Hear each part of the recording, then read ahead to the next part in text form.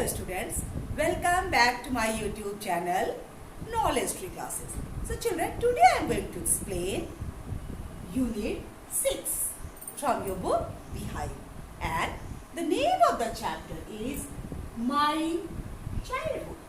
So in this chapter, the author has described about his own childhood. So who is the author? Do you know about the author? Dr. APJ Abdul Kalam, the Missile Man of India, the President of India, is the author of this chapter. So this chapter is in your book, and this has been taken from Wings of Fire, which is the autobiography of Dr. APJ Abdul Kalam. So children, do you know what is an autobiography? क्या आप जानते हैं autobiography किसको कहते हैं, biography किसको कहते हैं? So there is a minor difference between biography and autobiography. Do you know what do you mean by auto? Auto means self. If a person writes his own life history, then that is the autobiography. And if life history of a person is written by others, that is the biography. So the Wings of Fire is the autobiography of our President Dr. APJ Abdul Kalam. So in this chapter, he has talked about his childhood, about his family, about his friends, and about his society. So everything regarding his childhood you will get in this chapter. तो students, ये तो था आपका chapter my childhood.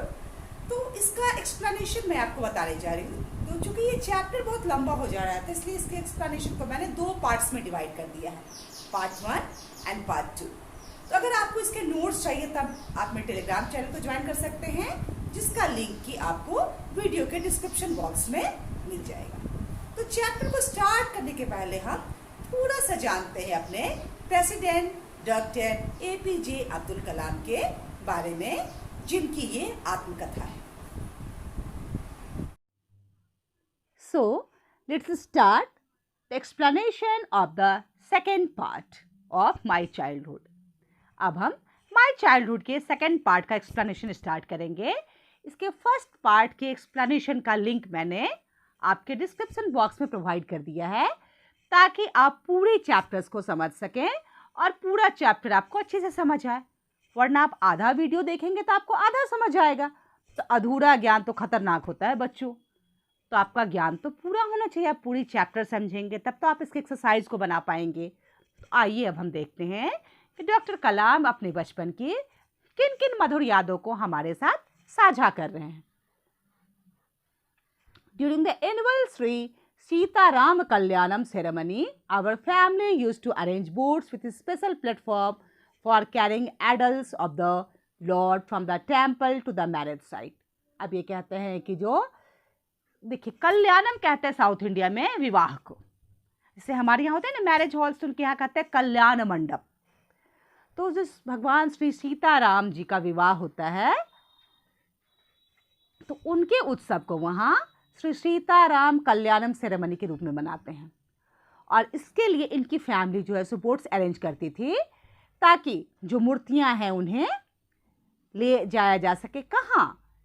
Temple से marriage site तक, यानी मंदिर से मूर्तियाँ निकलती थीं, और जो विवाह स्थल होता था, जहाँ भगवान का विवाह होना होता था, वहाँ तक उन मूर्तियों को ले जाने के लिए इनकी फैमिली बोट का अरेंज करती थी, जिसमें कि एक स्पेशल प्लेटफॉर्म होता था जहाँ भगवान की मूर्तियों को रखा जाता था.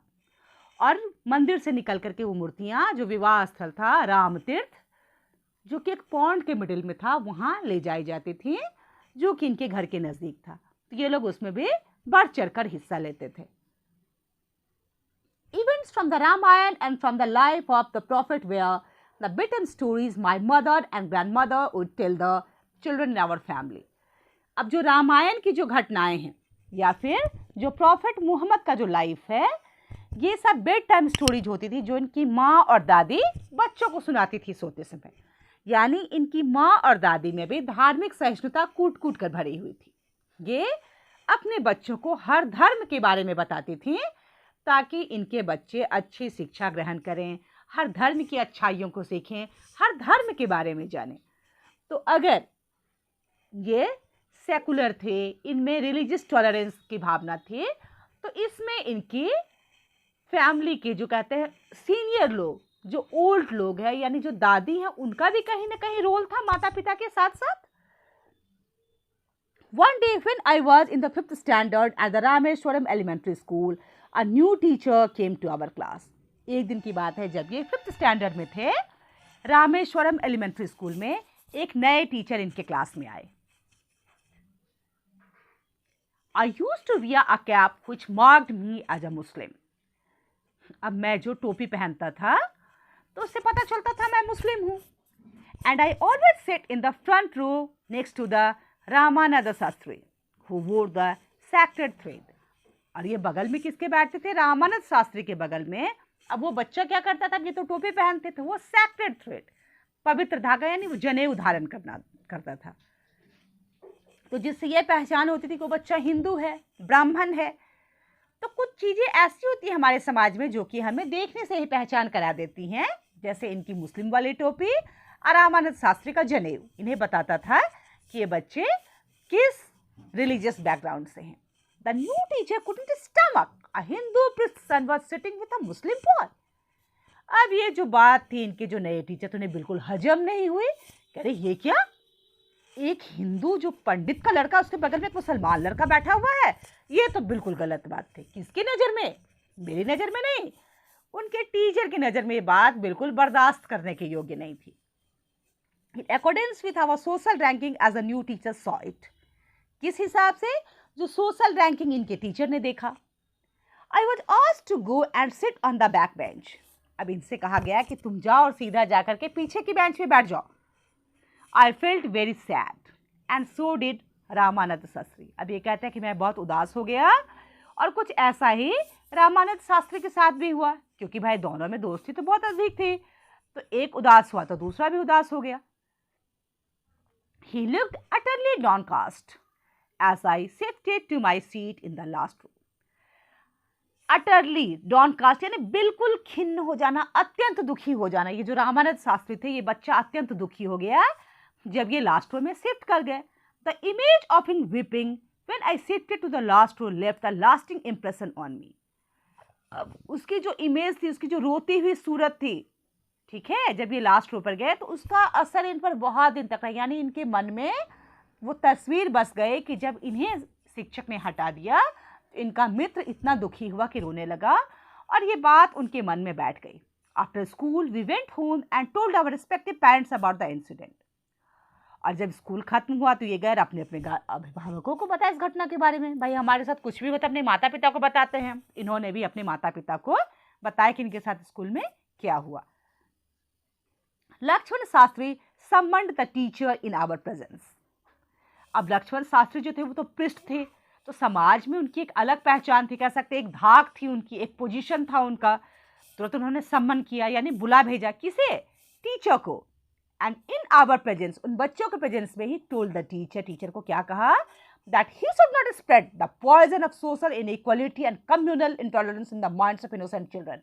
कहा कि मास्टर जी ये जो मासूम बच्चे हैं ना, आप इनके दिमाग में जो है सो सामाजिक भेदभाव जो है, असमानता है, या फिर जो धार्मिक असहिष्णुता है, उसका जहर का बीज मत बोइए.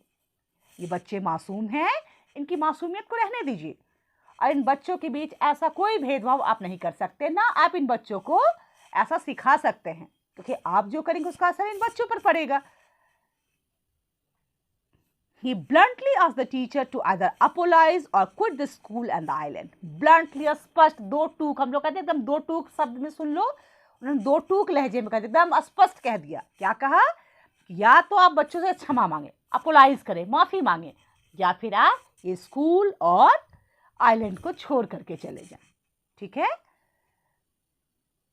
Not only the teacher regret his behavior, but the strong sense of conviction Lakshman Shastri conveyed ultimately reformed this young teacher. अब टीचर ने केवल अपने व्यवहार के लिए जो है सो पछतावा ही नहीं हुआ, बल्कि उनमें एक धारणा बन गई कि लक्ष्मण शास्त्री ने जो उन्हें कन्वे किया था, जो लक्ष्मण शास्त्री ने जो उन्हें समझाया था, उससे टीचर बिल्कुल रिफॉर्म हो गया, चेंज हो गया. यंग टीचर जो इन्होंने अपने आप को बदल लिया, के मन पर लक्ष्मण शास्त्री जी की बातों का इतना असर हुआ कि उन्होंने अपने आप को चेंज करने का फैसला किया, क्योंकि भाई वो रामेश्वरम टेम्पल के पृष्ठ थे। जब उनकी सोच ऐसी हो सकती थी तो फिर हम लोग उनका अनुसरण क्यों नहीं कर सकते? शायद यही बात उनके मास्टर जी के मन में भी आई हो। On the whole, the small society of Rameshwaram was very rigid in terms of the segregation of different social groups. अब कह सकते हैं कि पूरी तरह जो रामेश्वरम का सोसाइटी था वो बहुत रिजिड था। किस टर्म में? सेग्रेशन, अलगाव, जो सामाजिक जो कह सकते हैं व्यवस्था थी वहाँ पे, जो डिवीजन था, सोशल डिवीजन जो था, जैसे ब्राह्मण, क्षत्रिय, वैश्य, शूद्र, आपने एसएसटी में पढ़ा होगा, तो जो ऐसा जो डिफ्रेंसिएशन था उसको ये लोग बहुत मानते थे। रामेश्वरम के लोग जो है सो इस चीज को मानते थे।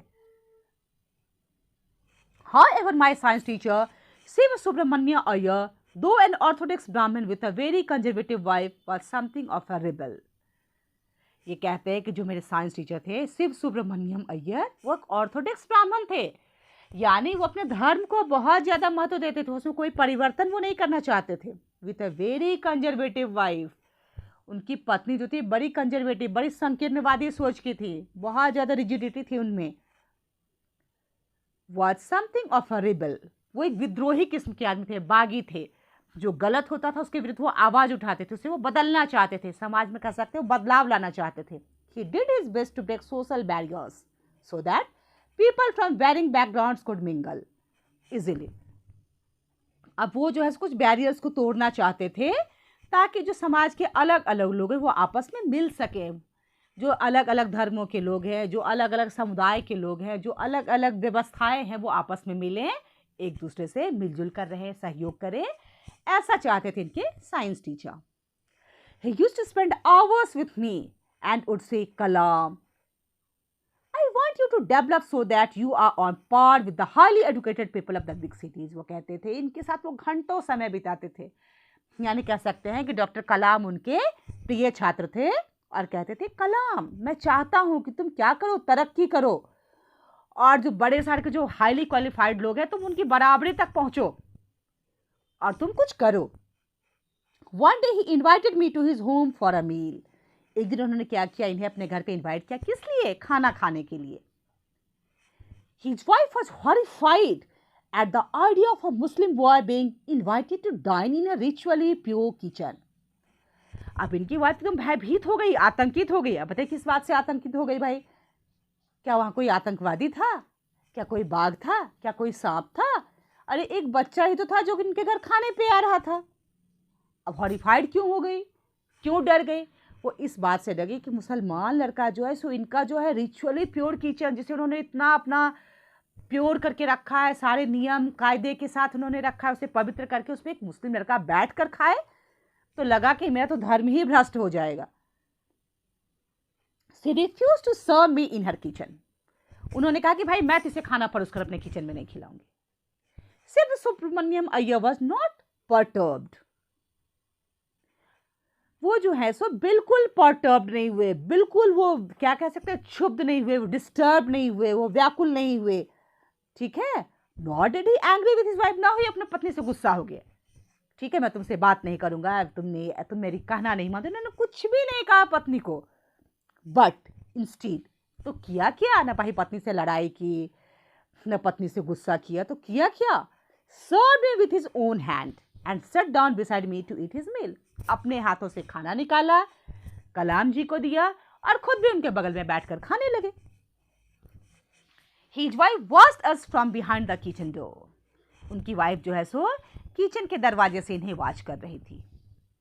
I wondered whether she had observed any difference in the way I ate rice.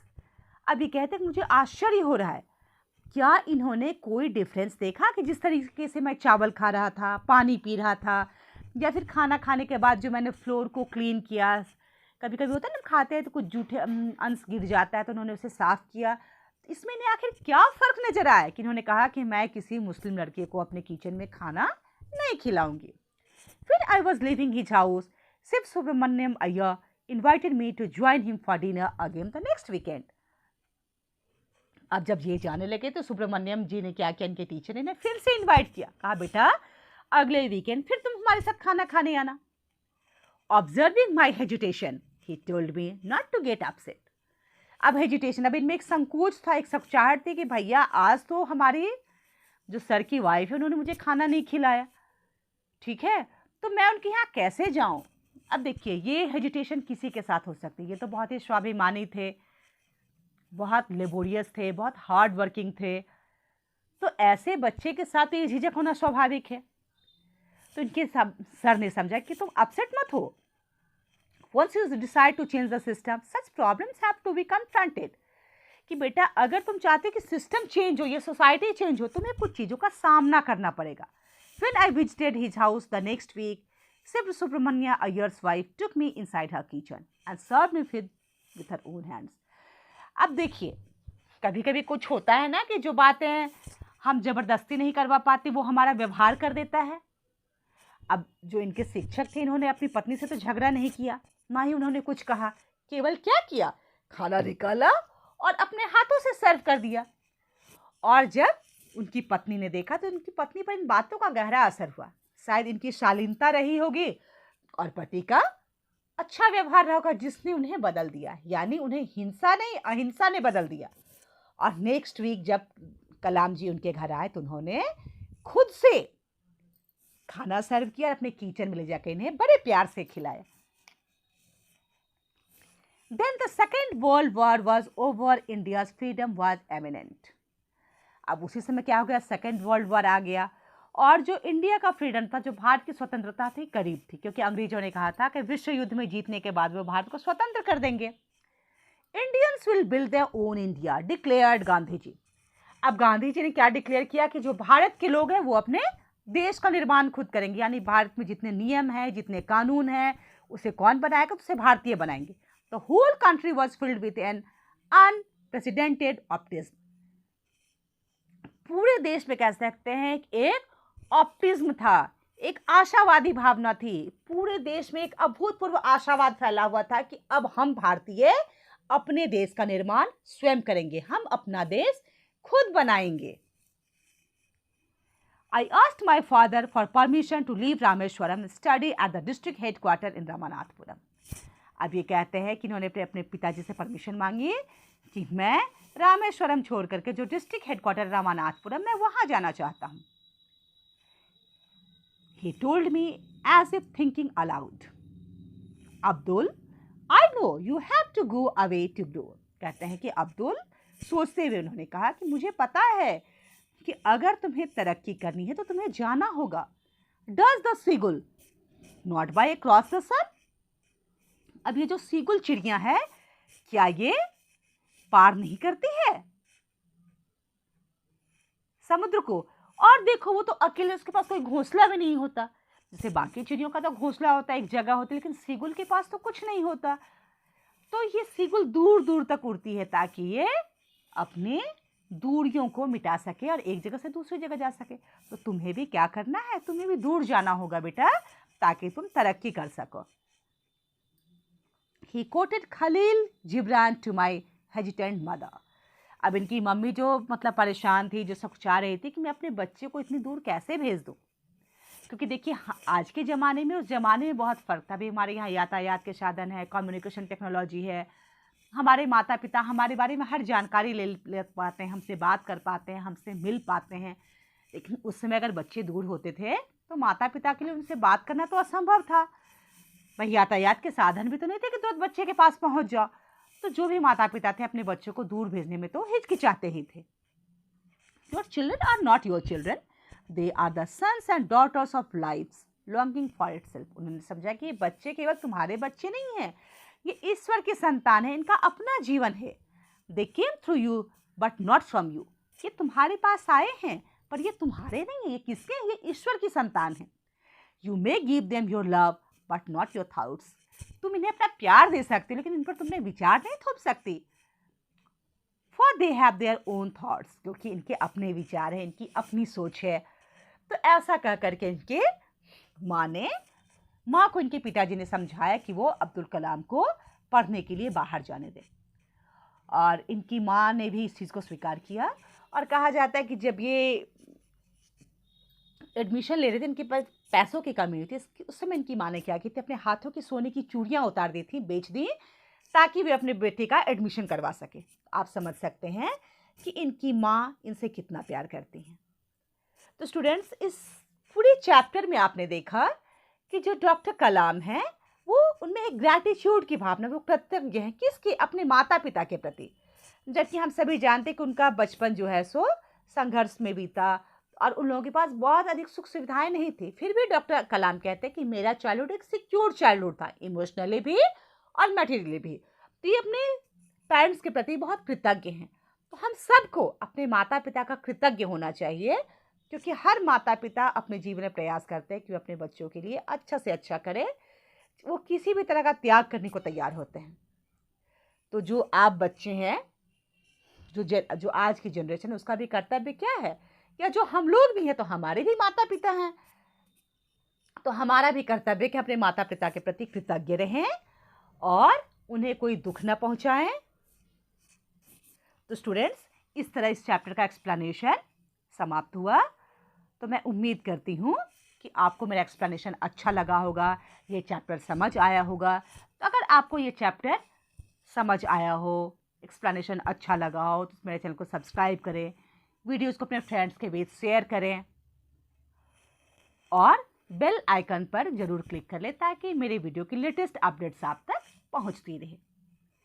So children, thanks for watching and we will meet in the next video again. Bye everyone.